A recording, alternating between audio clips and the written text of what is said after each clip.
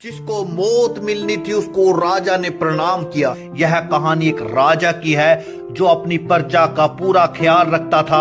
जो वहां के पशु पक्षी होते थे उनका भी पूरा ख्याल रखता था। उनकी सीमा के नजदीक एक सरोवर था।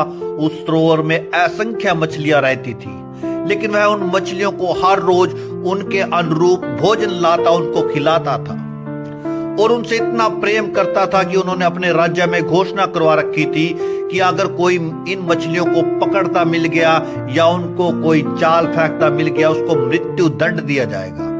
इस घोषणा के कारण उस राज्य के आसपास के गांव के लोग उस सरोवर से दूर रहते थे। उसी गांव में एक मछुआरा भी रहता था जो मछलियां पकड़ता था और उन मछलियों को बेचकर अपने परिवार का पालन पोषण करता था।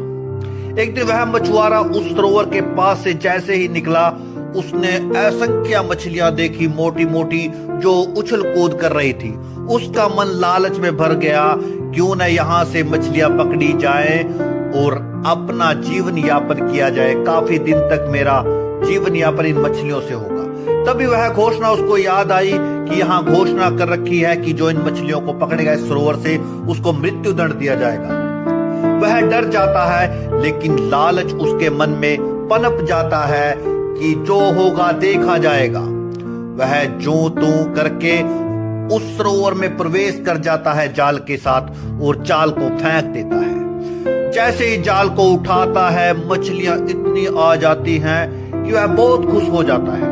वह जैसे उनको बाहर निकालता होता है, तभी देखता है कि उनको घोड़ों की आवाज सुनाई देती है, जैसे कोई आ रहा हो। वह डर जाता है और जो जाल होता है उसको वही मिट्टी में दबा देता है और अपने आप अपने तन पर मिट्टी लगाकर एक संत की मुद्रा में बैठ जाता है। कुछ ही क्षण में वहां एक राजा आता है। राजा उस घोड़े से उतरता है और उस संत को देखकर उसको प्रणाम करता है और उसको बोलता है अपने सैनिकों को इसको तंग मत किया जाए।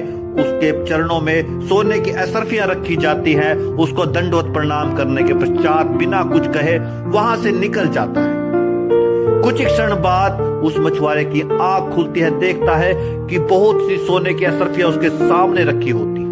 मछुआरा कुछ क्षण उस असरफियों को देखता रहा, लेकिन तभी उसकी आंखों में आंसू झलकने लगे।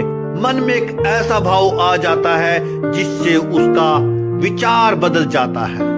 वह सोचता है कि जिसको आज मृत्यु दंड मिलना था उसको आज राजा ने प्रणाम किया। उसी समय वह सोने की जो असरफियां होती हैं उसको सरोवर में फेंक देता है और प्रभु के नाम पर लीन हो जाता है।